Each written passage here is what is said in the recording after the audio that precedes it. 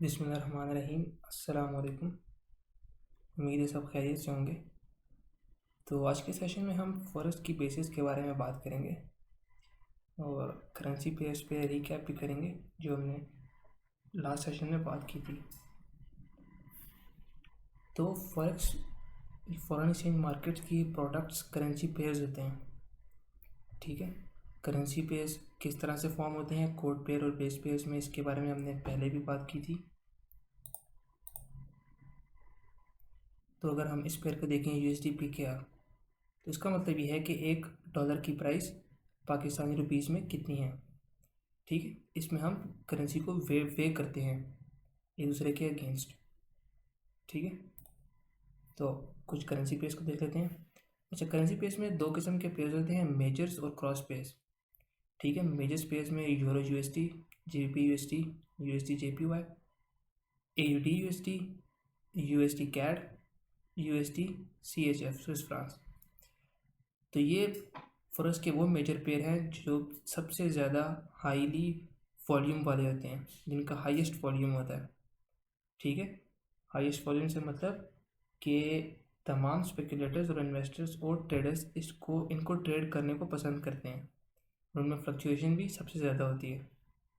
ठीक है, इसके अलावा क्रॉस पेयर्स होते हैं। क्रॉस पेयर से मुराद वो पेयर हैं कि जिसको हम किसी भी करेंसी के अगेंस्ट किसी भी करेंसी को वे करना चाहें तो उनको हम क्रॉस पेयर बोलेंगे। ठीक है, अब जिस तरह ये भी क्रॉस पेयर है, यूरो का क्रॉस पेयर है, यूरो USD, लेकिन ये मेजर क्यों कहलाता है? इसके वॉल्यूम की वजह से। ठीक है, और इसमें पार्टिसिपेशन की वजह से। तो क्रॉस पेयर में बात करें, यूरो क्रॉसेस के ऊपर बात करेंगे तो euro GBP, euro JPY, euro CAD, euro NZD। ठीक है, तो ये हो गए यूरो के क्रॉसेस। अब हम फाउंडिंग क्रॉसेस के बारे में बात करेंगे GBP के, तो GBP JPY, GBP CAD और GBP AUD। ठीक है, तो ये बेसिकली सबसे ज़्यादा हाईली ट्रेड वॉल्यूम करेंसीज हैं। इसमें से USD जापानीज येन के अगेंस्ट, ऑस्ट्रेलियन डॉलर USD के अगेंस्ट, USD कैनेडियन डॉलर के अगेंस्ट और USD स्विस फ्रांस के अगेंस्ट, ये सब क्या आते हैं? मेजर पेयर्स और ये क्रॉस पेयर्स। अगर हमने JPY क्रॉस पेयर देखने हो तो ऑटोमेटिकली पेयर कैसे बनेगा? JPY USD, JPY euro, JPY CAD, JPY NZD। समझे बात को? तो ये हो गए फॉरेक्स की प्रोडक्ट्स। तो ये बेसिकली प्रोडक्ट होती हैं फॉरेक्स की। इस तरह बेतहाशा फॉरेक्स पेयर्स हैं, ऑलमोस्ट 36 फॉरेक्स पेयर्स ऐसे हैं, करेंसी के पेयर्स ऐसे हैं जिनका ट्रेडिंग वॉल्यूम अप्रोप्रिएट होता है ट्रेडिंग के लिए। ठीक है, तो अब हम बात कर लेते हैं मार्केट पार्टिसिपेंट्स के बारे में। मार्केट में कौन लोग इन्वॉल्व होते हैं उसके बारे में बात कर लेते हैं। सबसे पहले आते हैं ब्रोकर्स और डीलर्स। ब्रोकर्स का क्या काम होता है? ब्रोकर किसी भी काम में ब्रोकर का काम होता है कस्टमर को और परचेज़र को मिलवाना, कस्टमर और क्लाइंट के दरमियान रिलेशनशिप पैदा करना। तो इस काम में भी ब्रोकर कस्टमर और मार्केट के दरमियान रिलेशनशिप पैदा करते हैं। ठीक है, बेसिकली सेलर और बायर के दरमियान रिलेशनशिप पैदा होता है ब्रोकर के जरिए। इसके अलावा आता है मल्टीनेशनल कॉरपोरेशंस। तो कॉरपोरेशंस क्या होती हैं? बेसिकली कॉरपोरेशंस ऐसी ग्रुप ऑफ कंपनीज होती हैं जो एज ए सिंगल एंटिटी काम करती है। ठीक है, मिसाल के तौर पर एक कॉरपोरेशन की ग्रेन प्रोड्यूसिंग कंपनी भी होगी, कोक प्रोड्यूसिंग कंपनी भी होगी, और वो मुकम्मल एक ही एंटिटी होगी। ठीक है, जिसकी आगे शाखाएँ होंगी। ठीक है, इस एग्जांपल ले सकते हैं यूनिलीवर की, नेस्ले भी है, पेप्सी भी है, कोका कोला भी है, तो कॉरपोरेशन पीछे है। ठीक है, तो ये क्यों यूज़ करती हैं मार्केट प्लेस को कि जब ये इंपोर्ट एक्सपोर्ट की तरफ जाती हैं तो इन्होंने अगर ट्रांजेक्शन्स करनी होती हैं बाहर के मुल्क में, ठीक है, तो ऑफ कोर्स अगर वो चाइना अगर भेजना चाहेगी अमेरिका में अपनी, इंपोर्ट करना चाहिए किसी, सॉरी एक्सपोर्ट करना चाहिए किसी चीज़ को, तो वो उनको पे भी US डॉलर में करेगी। ठीक है, तो ये इतना सिंपल और बेसिक नहीं होता, इसके पीछे बहुत कॉम्प्लेक्स फॉरेन एक्सचेंज इन्वॉल्व होता है। ठीक है, फिर आए कमर्शियल बैंक्स। कमर्शियल बैंक्स होते हैं जिस तरह से स्टेट बैंक के अलावा जो बैंक होते हैं उसमें से कुछ बैंक्स कमर्शियल बैंक्स होते हैं। ठीक है, वो कमर्शियल बैंक्स क्या होते हैं? वो कमर्शियल बैंक्स वो होते हैं जिनकी हाईली पार्टिसिपेशन होती है करेंसी मार्केट्स में, वो कमर्शियल बैंक्स कहते हैं। पाकिस्तान में भी कई कमर्शियल बैंक्स हैं, एग्जैक्ट मुझे पता नहीं है, लेकिन मेरा ख्याल से मीज़ान बैंक कमर्शियल है और HPL बैंक के कमर्शियल ब्रांचेज हैं। ठीक है, इस तरह के बेशुमार होंगे। ठीक है। तो मनी चेंजर के बारे में सबको पता है, जो आस्क प्राइस और बिड प्राइस थोड़ी सी मार्केट से स्प्रेड लेते हैं। ठीक है, मिसाल के तौर पर 127 रुपये का रेट होता है तो वो 126 रुपये में आपको देते हैं, करेंसी चेंज करते हैं। सबको पता है मनी चेंजर किस तरह काम करते हैं। हेज फंड्स और इन्वेस्टमेंट मैनेजमेंट फंड्स, ये बेसिकली पाकिस्तान में तो मुझे इसका नहीं है, लेकिन न्यूयॉर्क यूएसए में काफ़ी हेज फंड्स हैं। ठीक है, काफ़ी इन्वेस्टमेंट फंड्स हैं। ठीक है, गोल्डमैन सैक्स बहुत मशहूर फंड है। ठीक है, ये बेसिकली हेज फंड्स होते हैं। ये भी कॉम्प्लेक्स तरीके से फॉरेन चेंज करते हैं, जिसमें ये बाय और सेल और उनकी एल्गोरिथमिक ट्रेडिंग होती है। ठीक है, जोन रिकवरी मैनेजमेंट भी कहते हैं इसको। ठीक है, तो ये क्या करते हैं, म्यूचुअल फंड भी कहते हैं इनको, जो लोगों के पैसों को जमा कर कर उस पर ट्रेड करते हैं और उनको बेसिकली शेयर देते हैं बाद में। मिसाल के तौर पर कई कंपनीज होती हैं, हमारे साथ इन्वेस्ट करें, हम आपको मंथली इतना प्रॉफिट देंगे। तो वो प्रॉफिट खुद जनरेट कहाँ से करते हैं, इन मार्केट से। पेंशन फंड्स जब घोड़े बूढ़े हो जाते हैं, उनके पास लाखों डॉलर की इन्वेस्टमेंट जमा हुई होती है, उन्होंने पूरी ज़िंदगी में जमा की होती है, अब उनका वो कैसे इस्तेमाल करें। उनको वो इसी तरह की कंपनीज होती हैं जो उनको अप्रोच करती हैं, जिनको वो अपनी पेंशन देते हैं और वो फिर उनको पैसे मल्टीप्लाई करके वापस करती हैं अपना शेयर रख के। ठीक है, गवर्नमेंट एंड सेंट्रल बैंक्स, अब ये क्या होते हैं, central bank smart money market makers, ये वो होते हैं जिन्होंने पैसे को बनाया, जिन्होंने बैंकिंग सिस्टम बनाया, जिन्होंने फॉरेन एक्सचेंज मार्केट बनाई, जो मार्केट आज की डेट तक चलाते हैं और जो मार्केट आज की डेट तक अपने पैसे मल्टीप्लाई करते हैं। ठीक है, तो ये सेंट्रल बैंक, गवर्नमेंट इनके ताबे होती है और सेंट्रल बैंक ही इकोनॉमीज़ को चलाते हैं और उनमें अपना काम भी करते हैं। ठीक है, लोगों की पोजीशन लिक्विडेट भी करते हैं, प्राइस को मैनिपुलेट भी करते हैं और प्राइस चलाते हैं। रिटेल ट्रेडर कौन होते हैं, हम जैसे लोग। ठीक है, जो भी इंडिविजुअल खुद ट्रेड करे, कंपनी बनाए, छोटे वॉल्यूम में ट्रेड करे, वो सारे रिटेल ट्रेडर हैं। आप ये भी कह सकते हैं कि सेंट्रल बैंक के अलावा बाकी सारे रिटेल ट्रेडर होते हैं। ठीक है,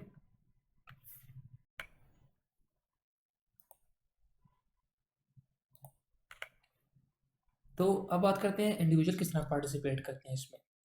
रिटेल ट्रेडर जिसमें से कोई भी इंडिविजुअल होता है, सबसे पहले वो ट्रेडिंग में किस तरह से पार्टिसिपेट करें। अब घर बैठ के इंटरनेट के ज़रिए किस तरह ट्रेड कर सकते हैं। सबसे पहले आप ब्रोकर कंपनी को अप्रोच करते हैं, जैसे कि मिसाल के तौर पर आजकल की एक्सनेस होगी, टेरिफ होगी, एक्सएम, FXCM। ठीक है, ये सारी पाकिस्तान में ऑपरेट करती हैं ब्रोकर्स हैं, ये सारे इंटरनेशनल ब्रोकर्स हैं। ठीक है, एक्सनेस जिसके साथ मैं काम करता हूँ वो साइप्रस बेस्ड कंपनी है। ठीक है, मल्टीनेशनल, वो ब्रोकर है। ठीक है, अब ब्रोकर किस तरह से काम करते हैं, इनकी क्या पीछे इंफ्रास्ट्रक्चर होता है। रिटेल ट्रेडर जो होते हैं, ठीक है, ये रिटेल ट्रेडर जैसे कि हम, ठीक है, हमारे पास फंड्स होते हैं। ठीक है, हम पहले सीखते हैं काम को, फिर काम करना चाहते हैं। ठीक है, फिर हम क्या करते हैं कि हम अपने बैंक अकाउंट लेते हैं। ठीक है, और ब्रोकर के साथ अपनी क्रेडेंशियल देते हैं, उसको शनाख्ती कार्ड वगैरह, अपने रेजिडेंशियल एरिया के बारे में बताते हैं। सारे क्रेडेंशियल प्रोवाइड करने के बाद, सारे लीगल डॉक्यूमेंट पूरे करने के बाद वो हमें अपने साथ अकाउंट प्रोड्यूस करते हैं, अपना अकाउंट साइन अप करते हैं। फिर हम अपने बैंक से इनके पास फंड्स रखवाते हैं, जिस जो हमारे अकाउंट में इक्विटी हमारी बनती है।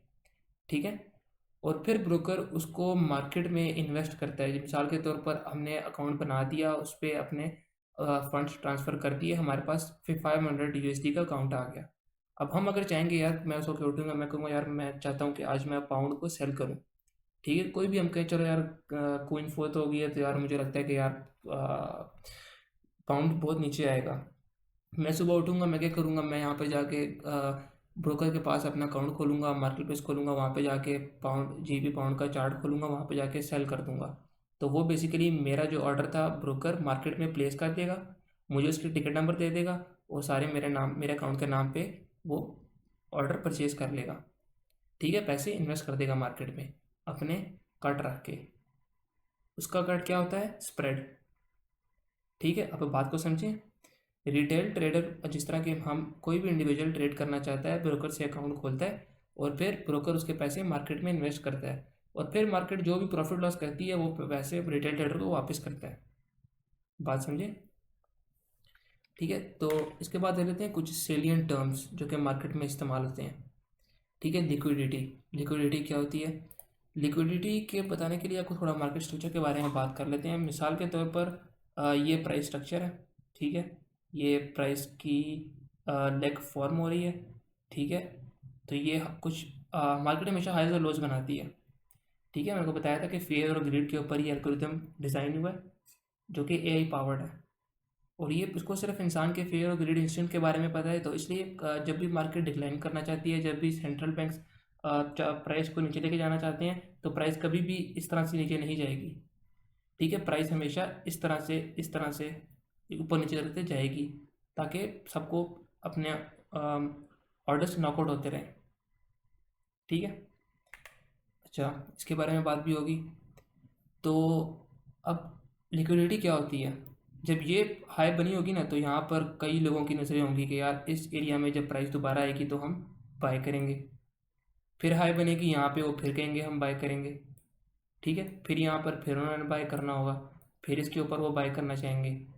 और इसी तरह सेल के लिए ऑपोजिट, यहाँ पे वो सेल करना चाहेंगे, यहाँ पर भी वो सेल करना चाहेंगे, इस लो के नीचे सेल करना चाहेंगे।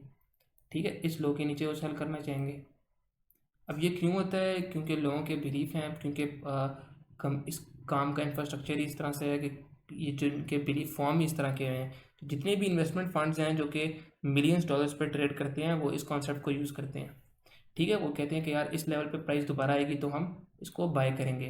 तो जब प्राइस दोबारा यहाँ पर आती है, ठीक है, तो फिर वो यहाँ से बाय कर लेते हैं और फिर ये सारे वो प्रॉफिट एंजॉय करते हैं। ठीक है, तो बेसिकली ये थोड़ा सा हम इस पर ओवरव्यू ले रहे थे।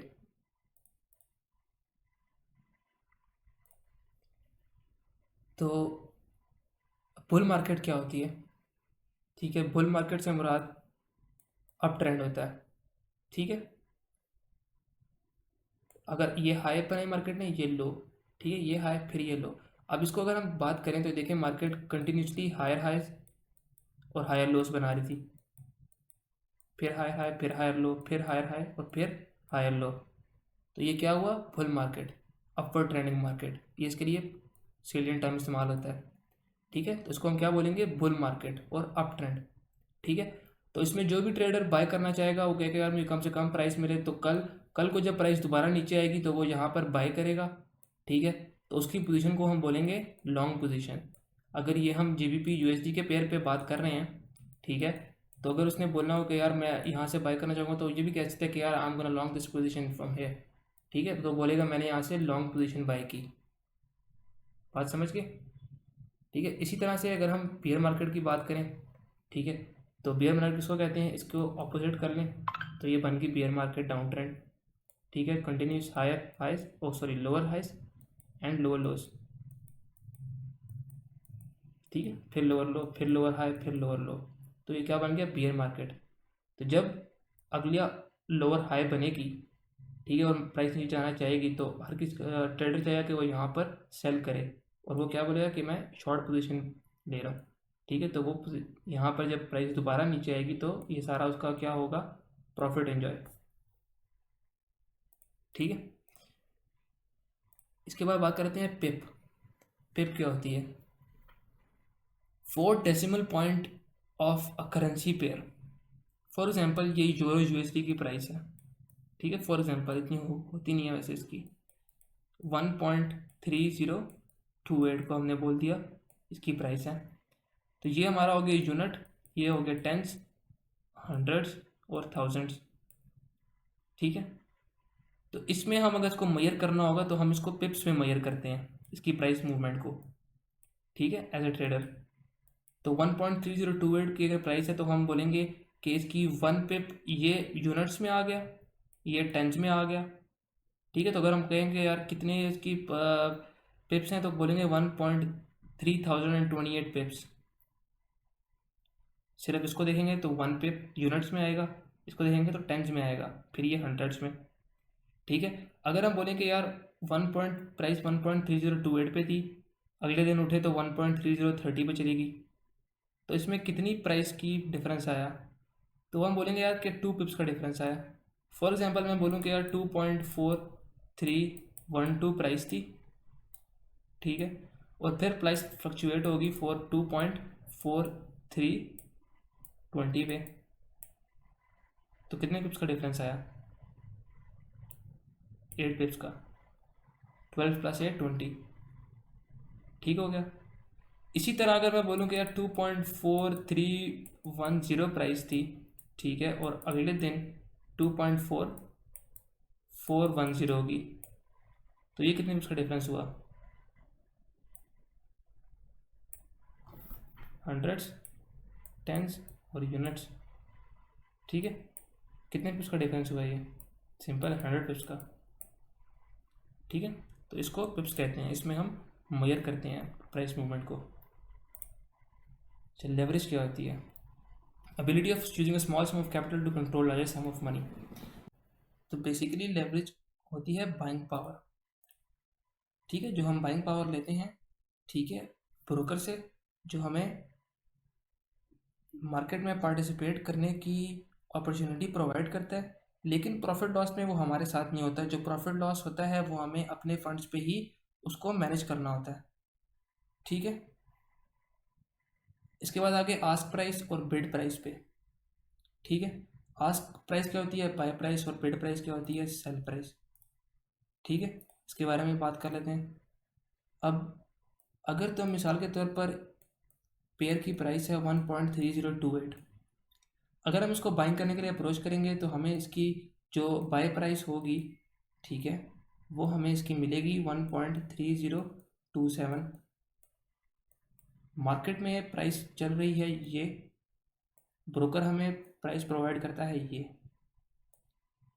तो ये जो 1 पिप का डिफरेंस है वो ये क्या रखता है? अपना कट।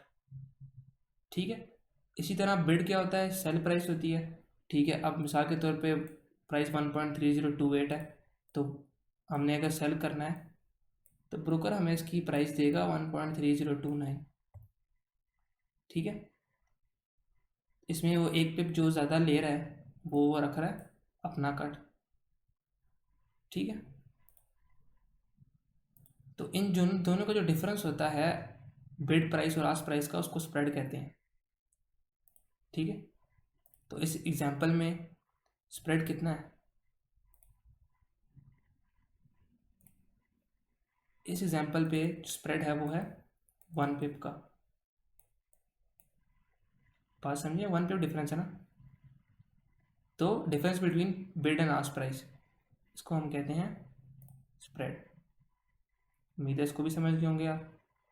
ठीक है, तो इसके बाद बात कर लेते हैं रियलिस्टिक अप्रोच की। What to expect from the financial markets. तो ये जैसे लिवरमोर का बहुत अच्छा कोट था, people looking for easy money invariably pay the price for proving that it does not exist on this earth. कि इजी मनी, आसान पैसे कहीं पर भी नहीं है। ठीक है, कई लोग होते हैं इसको कैसीनो की तरह देखते हैं फॉरेक्स को, ऐसा बिल्कुल नहीं है। सिर्फ वो लोग जो कि ट्रू वॉरियर्स होते हैं, ठीक है, सिर्फ वो लोग जो कि गिव अप नहीं करते, और सिर्फ वो लोग जो कि मोस्ट इम्पॉर्टेंटली इस काम को कारोबार की तरह देखते हैं, सिर्फ वो लोग ही इस काम में कामयाब होते हैं। ठीक है, हर चीज़ इसमें देखनी पड़ती है, स्टार्टअप एज अ स्टार्टअप लेना पड़ता है इसमें जब हम काम करें। ठीक है, इसके एक्सपेंसेस देखने पड़ते हैं। ठीक है, बिजनेस कॉस्ट देखने पड़ते हैं, ट्रांजैक्शन कॉस्ट देखने पड़ते हैं। ठीक है, और रिस्क मैनेजमेंट अप्लाई करनी पड़ती है। ठीक है, पोजीशन साइज अप्लाई करते हैं इसमें। ये सब चीज़ें, इसको एज अ बिजनेस लेकर चलेंगे तो फिर ही काम होता है। अच्छा, क्या एक्सपेक्ट करें हम मार्केट से? मार्केट से आप ये एक्सपेक्ट करें कि आपको फॉरेक्स की मार्केट सीखने से तकरीबन साल 2 साल सीखने में लगेंगे। सीखते वक्त आप इस काम से कुछ भी नहीं कमा पाएंगे, और सीखने के बाद ही आपकी, जब आप इस पर अपने आप को हाइपोथेटिकली प्रूव कर सकेंगे कि आप प्रॉफिटेबल हैं, मिसाल के तौर पर डेमो ट्रेडिंग में आप प्रॉफिटेबल होते हैं, तो फिर ही आप इसको रियलिस्टिक में जाएंगे और अपने इमोशन से लड़ने की जंग शुरू करेंगे। तो इन नटशेल, और तकरीबन 1-2 साल की जर्नी होती है जिसमें आप प्रॉफिटेबल होते हैं या पैसा कमाना शुरू करते हैं। ठीक है, फिर बेशक आप अपने फंड्स पर ट्रेड करें या प्रॉप फर्म अकाउंट से $50,000 या $1,00,000 का अकाउंट परचेज करें, वो आपके ऊपर है। ठीक है, अब what drives a market. Market ऊपर नीचे किस तरह होती है? मार्केट ऊपर नीचे होती है इकोनॉमिक रिलीजेस पे।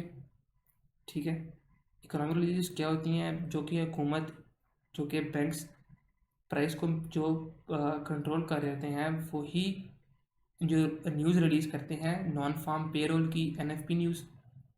ठीक है, जितने भी नॉन फार्म फार्मिंग के अलावा जितने भी शोबे होते हैं, उनके जो पे रोल्स को डिसाइड करना होता है, मिनिमम वेज, मैक्सिमम वेज, ये सब कुछ एडजस्ट होता है इकोनॉमी की स्ट्रेंथ के ऊपर। ठीक है, इसके ज़्यादा डिटेल में नहीं जाएंगे, बेसिकली ऊपर ऊपर से बात कर लेते हैं। CPI कंज्यूमर प्राइस इंडेक्स होता है, ये मुल्क की इन्फ्लेशन महंगाई को देखकर सीपीआई रिलीज़ होती है। एफओएमसी क्या होता है? एफओएमसी बेसिकली यूएसडी का होता है। मेंबर्स होते हैं जो कि डिसाइड करते हैं इकोनॉमिक डिसीजंस को। तो उनकी भी कोई भी स्पीच हो, कुछ वो चेंज लाएं, उसके बाद भी बहुत डिफरेंस आता है। ऑफकोर्स इकोनॉमिक डिफरेंस आ रहा है तो करेंसी में भी आएगा। एम्प्लॉयमेंट रेट्स क्या होते हैं इसके बारे में भी हमने बात कर ली, एनएफपी की तरह ही होते हैं, इसके बारे में मज़ीद बात नहीं करेंगे। पॉलिटिकल अफेयर्स, जाहिर सी बात है सियासत के मसले, अगर सियासी दबाव होगा, किसी किस्म की भी अनस्टेबिलिटी होगी तो इन्वेस्टर वहाँ पर अप्रोच नहीं करते। पाकिस्तान की स्टॉक मार्केट ड्राई क्यों होती है? कोई यहाँ पर फॉरेन इन्वेस्टर यहाँ पर क्यों नहीं आता? इंडस्ट्री यहाँ पर क्यों नहीं चलती? क्योंकि यहाँ पर इंतहा की पॉलिटिकल इंस्टेबिलिटी है जब से ये पैदा हुआ। ठीक है, कोई भी यहाँ पर किसी को नहीं पता होता कब धरना हो जाए, कब पॉलिटिकल चेंज हो जाए, पॉलिसी चेंज हो जाए, इसलिए इन्वेस्टर इस तरह की माहौल में बिल्कुल भी नहीं आते। फॉरेन अफेयर्स, ऑफ कोर्स जंग होगी, तबाही होगी, क्राइसिस होगा, नाउज़ुबिल्लाह, तो करेंसी डायरेक्ट इन्फ्लुएंस होती है इन चीज़ों से, उसी सेकंड इन्फ्लुएंस होती है। ठीक है, सप्लाई एंड डिमांड, ठीक है, इस पर भी करेंसी चलती है। ठीक है, करेंसी की सप्लाई होगी, कीमतें नीचे आएंगी, डिमांड होगी, कीमतें ऊपर जाएंगी। सेंट्रल बैंक्स मार्केट मेकर होते हैं और ये मार्केट को चलाते हैं। ठीक हो गया। रीडिंग प्राइस एक्शन, प्राइस को तीन किस्म के चार्ट्स में सबसे ज़्यादा पॉपुलरली यूज़ किया जाता है। ठीक है, प्राइस किस तरह से चलती है? ठीक है, किसी भी चीज़ की प्राइस को हम किस तरह से देखते हैं? किसी भी चीज़ की प्राइस को हम बेसिकली देखते ग्राफ्स के ऊपर ही हैं। ठीक है, मतलब कि प्राइस को हम देखते ग्राफ्स के ऊपर ही हैं। और वो हम किस तरह से देखते हैं? हमारे पास अगर ग्राफ होता है तो उसमें एक होता है एक्स एक्सिस और एक वाई एक्सिस। ठीक है, तो यहाँ पर हमारे पास होती है प्राइस और यहाँ पर आता है टाइम। ठीक है, तो दो चीज़ होती है हमारे पास, टाइम और प्राइस, इसके ऊपर ग्राफ बनता है ये। तो ये क्या आ गया हमारे पास? ये आ गया हमारे पास लाइन चार्ट। ठीक है, ये है लाइन चार्ट। इसमें क्लोज प्राइस बताते हैं, नीचे टाइम आ रहा होगा। ठीक है, और यहाँ पर प्राइस। इसके अलावा आता है बार चार्ट। अब बार चार्ट कैसे होता है? फॉर एग्जांपल ये अगर ग्राफ है तो ये बार चार्ट इस तरह से होता है।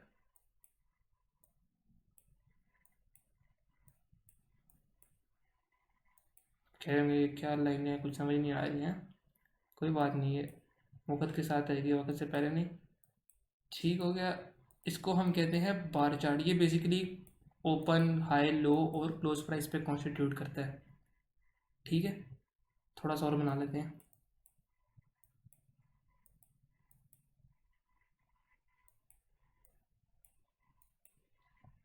देख रहे हैं, ये होता है बार चार्ट। अगर हम इसी को लाइन चार्ट में कन्वर्ट करें तो ये ऐसे होगा।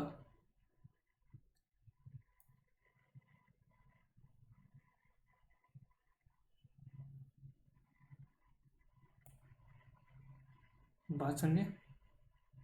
इसका मतलब क्या था? मतलब ये था कि यार बार चार्ट में अगर हम इसको बोलें कि ये एक बार चार्ट की एक बार है, तो इसमें इसका ये मतलब है कि यहाँ पर प्राइस ओपन हुई, ये प्राइस ने लो बनाया, फिर प्राइस ने ये हाई बनाया और यहाँ पर क्लोज हुई। बात समझे? ये सारा डाटा इधर था। और लाइन चार्ट में सिर्फ और सिर्फ क्लोज प्राइस आती है। तो अगर हम यहाँ पर इसको लाइन चार्ट में कन्वर्ट करें तो हमारे पास सिर्फ क्लोज प्राइस को मिलाते मिलाते गए, क्लोज को मिलाते गए, क्लोज मिला मिला के लाइन चार्ट बन गया।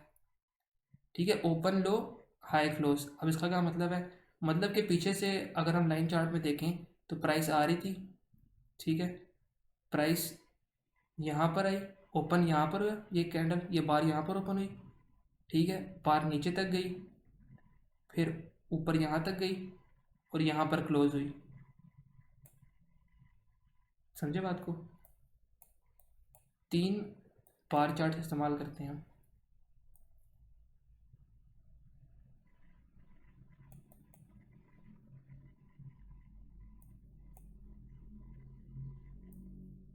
देख रहे हैं अप ट्रेंड है ये इस टाइम मार्केट में, जिसकी एग्जांपल हम ले रहे हैं। ये हो गया हमारा बार चार्ट। इसको अगर हमने लाइन चार्ट में देखना हो तो सिर्फ और सिर्फ हमें ये लाइन चार्ट क्या बताता है, क्लोज प्राइस यहाँ पर ओपन हुई, यहाँ पर क्लोज हुई, ठीक है। तो यहाँ से लाइन चार्ट बनाना होगा तो लाइन चार्ट डायरेक्ट ऐसे बनेगा, क्लोज प्राइस को जोड़ते हुए, बात समझे। इसके बाद आगे कैंडल स्टिक चार्ट्स, ठीक है। अब कैंडल स्टिक चार्ट में क्या होता है, कैंडल स्टिक चार्ट में बेसिकली क्या होता है, हमें सबसे ज़्यादा इन्फॉर्मेशन जो होती है प्राइस के बारे में वो कैंडल स्टिक चार्ट में मिलती है, ठीक है। थोड़ा सा बार चार्ट को भी देख लेंगे कैंडल चार्ट को समझने के लिए। तो ये था बार चार्ट और ये है कैंडल चार्ट, ठीक है। अभी इस पर हमने बात कर ली थी कि यार ये इसकी ओपन प्राइस थी, ये इसने लो बनाया, फिर इसने ये हाई बनाया और ये इसकी क्लोज प्राइस होगी, ठीक है। Open high low close candle, और इसी को अगर हम कैंडल में देखेंगे तो हमें ये नज़र आएगा, क्या मतलब, ओपन ये, लो ये, हाई, और ये पे क्या आ गया, क्लोज, समझे। मतलब कि अगर प्राइस पीछे से इस तरह से आ रही थी, यहाँ पर ओपन हुई, ये इसने लो बनाया, ऊपर हाई बनाया, ये इसकी क्लोज प्राइस होगी, ठीक है जी। इसको अगर हम मिटाएं और देखना चाहें कि अगर हम लाइन तो एक और कैंडल अगर हम बनाएं इसके ऊपर, ठीक है, इस बार चार्ट के ऊपर इस तरह से, ठीक है, ओपन क्लोज, ठीक है। तो अगर हम देखें यार यहाँ से लाइन चार्ट से कन्वर्ट करें इसको, तो ये ऐसा सूरत हाल बनेगी, क्योंकि लाइन चार्ट में सिर्फ क्लोज प्राइस होती है, ठीक है। तो प्राइस आपको इस तरह बिल्कुल सीधी नज़र आएगी, सीधी, और फिर डायरेक्ट राइज यहाँ पर, समझे। तो बेसिकली चार्ट्स के कई किस्में होती हैं, रैंको हाइकेनाइशी और बेतहाशा किस्म के चार्ट्स होते हैं। सबसे popular line chart, bar chart और कैंडलस्टिक चार्ट होते हैं। प्राइस को हम टाइम ऑफ प्राइस में देखते हैं, ठीक है, चार्ट पे देखते हैं, और ये 3 किस्म के चार्ट इस्तेमाल करते हैं एनालिसिस के लिए। जितने भी ट्रेडर्स होते हैं वो इसी किस्म के चार्ट्स देखते हैं, इसी से अपनी इंफॉर्मेशन और एनालिसिस को डिराइव करते हैं, ठीक है। तो इंशाल्लाह नेक्स्ट सेशन में मज़ीद हम बात करेंगे कैंडल स्टिक्स और कैंडल चार्ट्स के बारे में, ठीक है।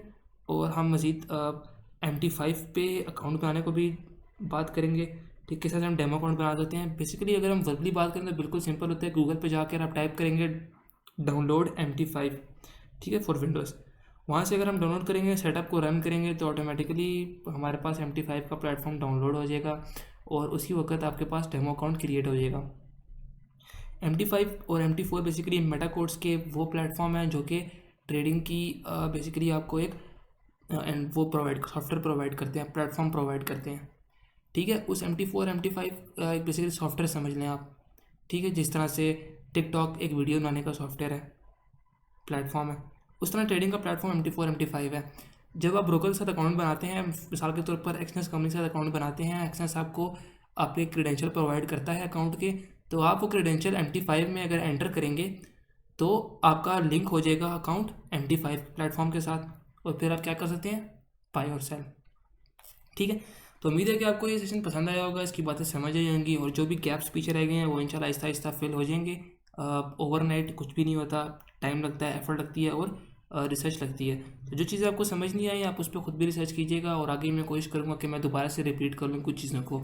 तो कुछ सेलियंट टर्म्स हैं जिस तरह से पिप्स हैं उनको हम रिपीट करेंगे, रिस्क टू रिवॉर्ड रेशो के बारे में बात करेंगे इसके बाद, और इसके अलावा हम लेवरेज के बारे में बात करें, क्योंकि वो समझने में भी इंसान को वक्त लगता है, ठीक है। तो नेक्स्ट सेशन हमारा एक्सक्लूसिवली कैंडलस्टिक चार्ट्स के बारे में होगा और कैंडल्स के बारे में होगा। तो उम्मीद है कि आपको पसंद आया होगा। अपना खास ख्याल रखिएगा और दुआ में याद रखिएगा। शुक्रिया।